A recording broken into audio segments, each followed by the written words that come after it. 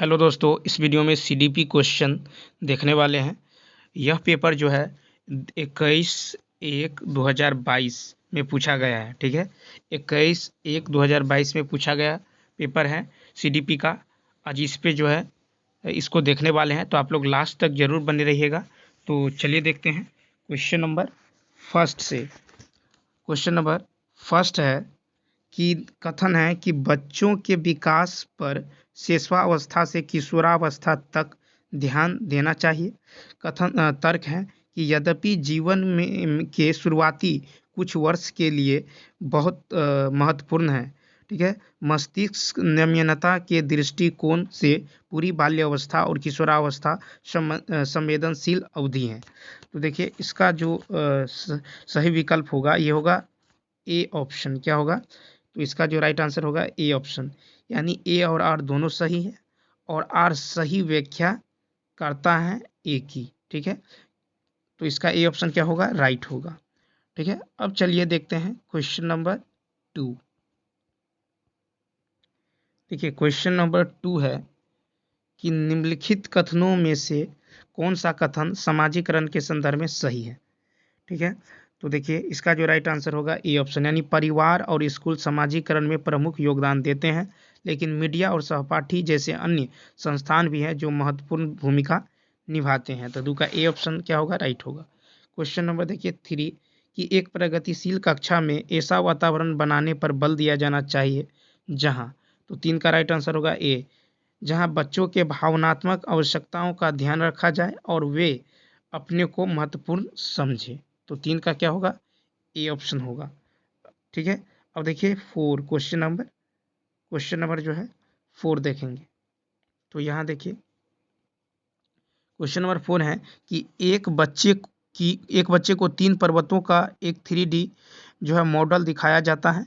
एक अन्य व्यक्ति इन मॉडल को एक भिन्न जगह से देख रहा है। बच्चे को दूसरे व्यक्ति के दृष्टि क्षेत्र से देखे गए मॉडल को बनाने के लिए जो है कहा जाता है, पर सही तरीके से नहीं कर पाता। जीन पियाजे के अनुसार यह क्या दर्शाता है? तो देखिए 4 का राइट आंसर होगा ए, यानी आत्म केंद्रीयता। क्या दर्शाता है? तो आत्म केंद्रीयता दर्शाता है। ठीक है, अब चलिए देखते हैं क्वेश्चन नंबर 5। क्वेश्चन नंबर 5 है कि जीन पियाजे ने प्रतिपादित किया कि बच्चों के सोचने की प्रक्रिया वयस्कों से खाली स्थान है। तो 5 का होगा बी, यानी बच्चों से वयस्कों से गुणात्मक रूप से भिन्न है। जीन पियाजे ने प्रतिपादित किया कि बच्चों के सोचने की प्रक्रिया वयस्कों से गुणात्मक रूप से क्या है? भिन्न है। अब क्वेश्चन नंबर 6 है कि बालिका स्वयं से कर सकती हैं और क्या कुछ सहायता द्वारा पूरा कर सकती हैं। लेव वाइगोत्स्की के इनके बीच के अंतर को किस रूप से संबोधित किया गया है? तो 6 का होगा बी ऑप्शन, यानी समीपस्थ विकास क्षेत्र। ठीक है, समीपस्थ विकास क्षेत्र की बालिका स्वयं से क्या कर सकती हैं और कुछ सहायता द्वारा पूरा कर सकती हैं। तो यह जो है समीपस्थ विकास का क्षेत्र, ये जो है वाइगोत्स्की के उनके बीच के अंतर को संबंधित करता है। अब देखिए क्वेश्चन नंबर जो है 7।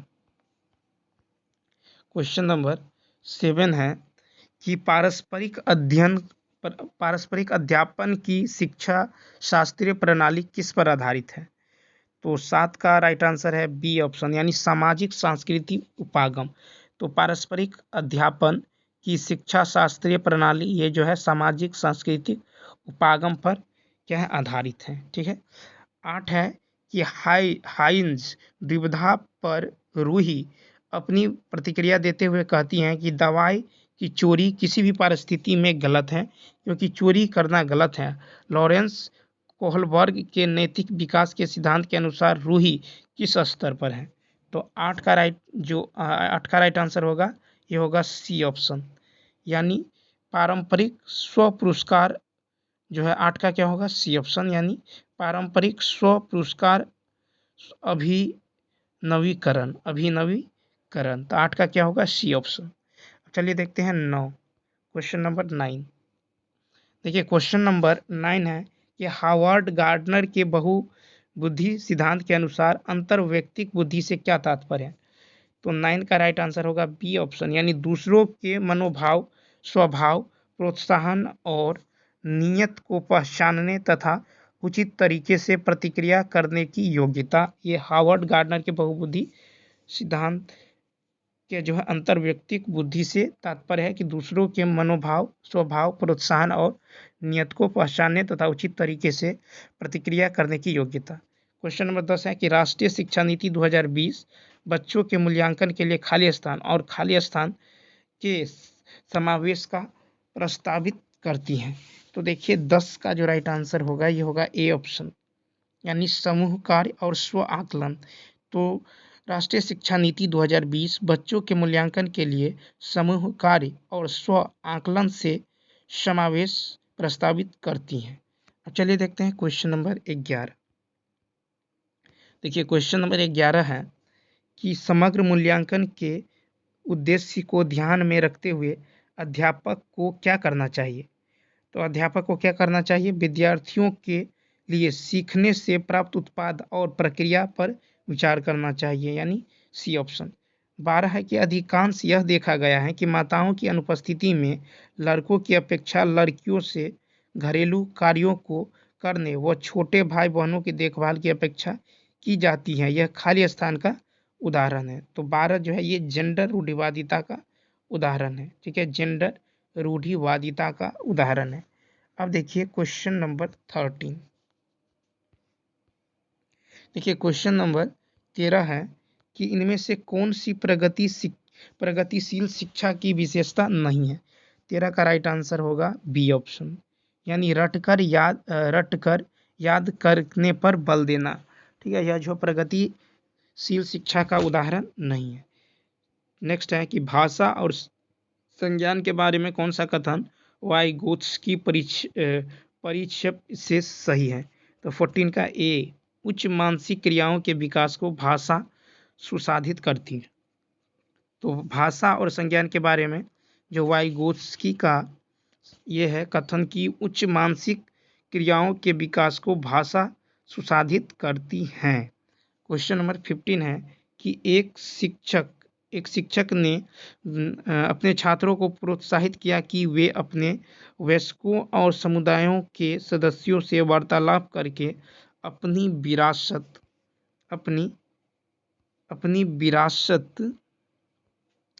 विरासत के बारे में सीखे। निम्न में से उस विकल्प को चयन कीजिए जो समाजीकरण और अधिगम के संदर्भ में शिक्षक की धारणा को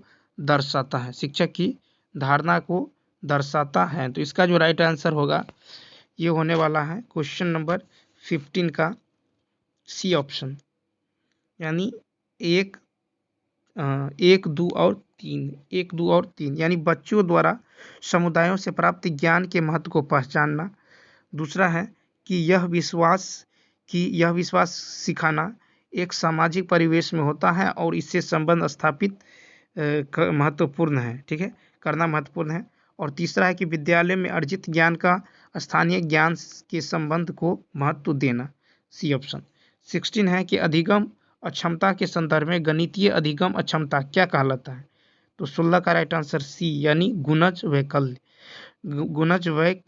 तो अधिगम और क्षमता के संदर्भ में गणितीय अधिगम अक्षमता जो है गुणज वैकल्य कहलाता है। अब देखिए 17, क्वेश्चन नंबर 17 है कि सलमा 5 वर्षीय लड़की है। वह जब 3 साल की थी तो उसने बिना किसी बाह्य निर्देश के संगीत, वाद्य यंत्र, गिटार बजाना सीख लिया था। इस योग्यता के आधार पर उसे निम्नलिखित में से किस श्रेणी में रखेंगे? तो 17 का राइट आंसर होगा सी, यानी प्रतिभाशाली। ठीक है, प्रतिभाशाली। तो 5 वर्ष की लड़की है, यह 3 साल की है जो उसने बिना किसी बाह्य निर्देश के संगीत, वाद्य यंत्र, गिटार बजाना सीख लिया, तो ये प्रतिभाशाली श्रेणी में होगा।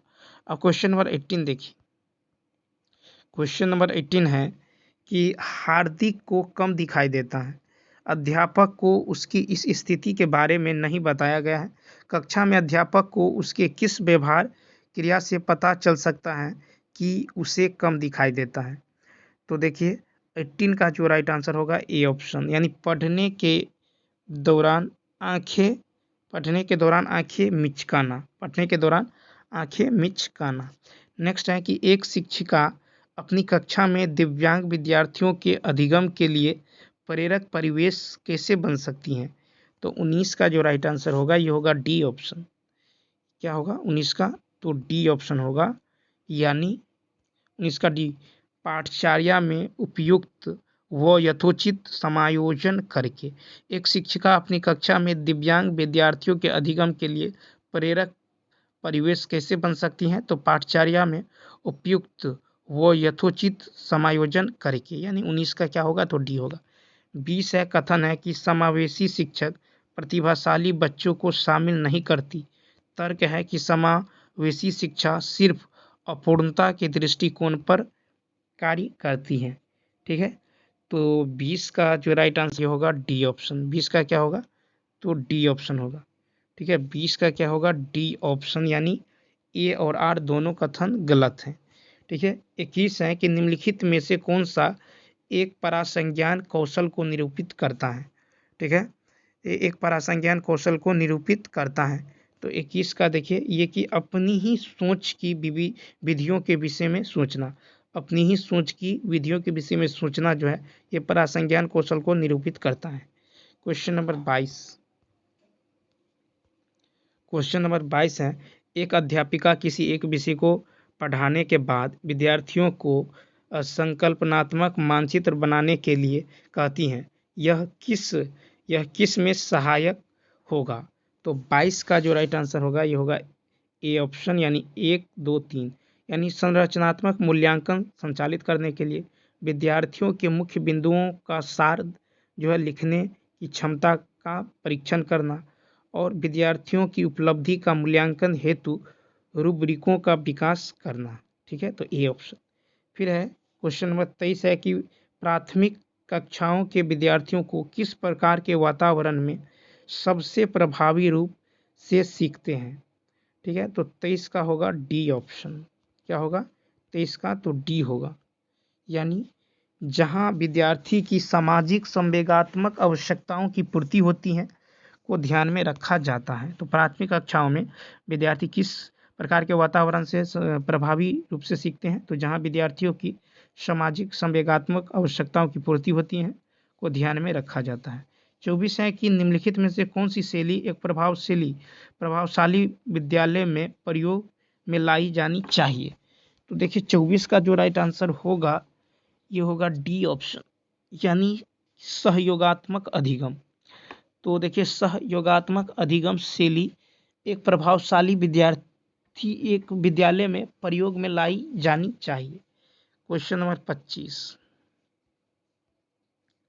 अब देखिए क्वेश्चन नंबर 25 है कि आंतरिक स्वतः स्फूर्त प्रेरणा का उदाहरण कौन सा है?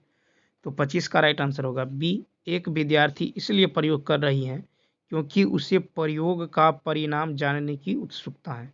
ठीक है, तो इसका बी ऑप्शन, यानी स्फूर्त प्रेरणा का उदाहरण है एक विद्यार्थी इसलिए प्रयोग कर रही है क्योंकि उसे प्रयोग परिणाम जानने की उत्सुकता है। 26 है, कौन सी स्थिति संरचनावादी शिक्षा शास्त्र विधि को दर्शाती है? तो देखिए 25 का है कि ये विद्यार्थी अध्यापक के व्याख्यान को सुन रहे हैं और पढ़ाई की गई विषय वस्तु को नोट्स बना रहे हैं। हमको जो है संरचनावादी शिक्षा, तो देखिए ए ऑप्शन, बी ऑप्शन। देखिए बी ऑप्शन है कि विद्यार्थी उच्च स्वर में दिए गए अंश को याद कर रहे हैं। ठीक है, 25 का क्या होगा? तो 25 का बी ऑप्शन होगा कि विद्यार्थी उच्च स्वर में अंश को याद कर रहे हैं। ठीक है, और देखिए कि विद्यार्थी पाठ्य पुस्तक की सामग्री को याद कर उसे वर्ष के अंत में परीक्षा देते हैं, ये नहीं बी ऑप्शन होगा। अब देखिए इसका जो है 26 का राइट आंसर, देखिए 1 मिनट, 26 और सी है कि विद्यार्थी पाठ्य पुस्तक की सामग्री को याद कर वर्ष के अंत में परीक्षा देते हैं। डी है अध्यापक अपने विद्यार्थियों को समकालीन मुद्दों पर चर्चा और वाद विवाद करने के लिए जो है कहता है या कहती है। तो देखिए जो 26 का जो राइट आंसर होगा ये होगा डी ऑप्शन होगा। ठीक है, डी ऑप्शन होगा क्योंकि ये क्या है? पॉजिटिव है, ये सारे क्या है? ये भी निगेटिव है, ये भी निगेटिव है, तो इसका डी ऑप्शन क्या होगा? राइट होगा। 26 का डी ऑप्शन होगा। ठीक है, 27 का देखिए कि कहता कक्षा में सकारात्मक समूह की सक्रियता के लिए निम्न में से कौन सा रवैया सर्वाधिक उपयुक्त है। तो 27 का होगा 27 का सी ऑप्शन, यानी समस्या समाधान के लिए कक्षा के सभी विद्यार्थियों को बातचीत करने और सहयोग करने के लिए प्रोत्साहित करना। तो ये पॉजिटिव है, तो ये क्या होगा, सी ऑप्शन होगा, 27 का सी ऑप्शन। ठीक है, अब चलिए देखते हैं क्वेश्चन नंबर 28। देखिए क्वेश्चन नंबर 28 है कि वसुधा कुंभकार और कुंभ का एक रूपक उपयुक्त किया जाता है जिसके द्वारा दर्शाया जाता है कि कैसे परंपरागत शिक्षा शिक्षक को कुंभकार के रूप में देखती है, जो कुंभ रूपी विद्यार्थी को आकार देकर उसमें ज्ञान उड़ेलता है। इस प्रकार की समझ जो है समस्यावादी क्यों है। तो देखिए 28 का जो राइट आंसर होगा ये होगा ए ऑप्शन, यानी विद्यार्थियों के महत्वपूर्ण अनुभव होते हैं और अधिगम का निर्णय उनकी शिक्षक एवं समकालीन साथियों के साथ सक्रिय भागीदारी से होता है। तो इसका ए ऑप्शन क्या होगा, राइट होगा। देखिए बी है कि बच्चे भोले भाले और वे कुछ शिक्षक की मदद के बिना सीखते हैं। तो ये क्या है, गलत है। फिर है अधिगम की प्रक्रिया में किसी सामग्री या शिक्षक की कोई आवश्यकता नहीं, ये भी गलत है। यदि बच्चे शिक्षक की बात निष्क्रिय रूप से, तो ये सारे निगेटिव है, देख रहे हैं, ये पॉजिटिव है, इसीलिए ये सही। अब चलिए देखते हैं 29। अब देखिए 29 है कि बच्चों के कार्य में त्रुटियां या त्रुटियों को, तो देखिए 29 का है, 29 का कि बच्चों के कार्य में त्रुटियां डी ऑप्शन की शिक्षक द्वारा पूर्णतया विश्लेषण कर बच्चों से विचार विमर्श करना चाहिए। ठीक है, डी ऑप्शन सही होगा। ए ऑप्शन देखिए दूसरों के समक्ष उनकी बौद्धिक निम्न तुच्छता दर्शाती है, ये गलत होगा। क्यों गलत होगा, क्योंकि ये निगेटिव है। आवश्यक रूप से शिक्षक की तैयारी में कमी, देखिए कमी की बात निगेटिव। अध्यापक को बच्चों में निराशा, ये भी निगेटिव है, तो ये सब गलत होगा, डी ऑप्शन सही होगा। अब चलिए देखते हैं लास्ट क्वेश्चन, यानी 30 नंबर। तो सीडीपी में जो है 30 प्रश्न जो है पूछा जाएगा।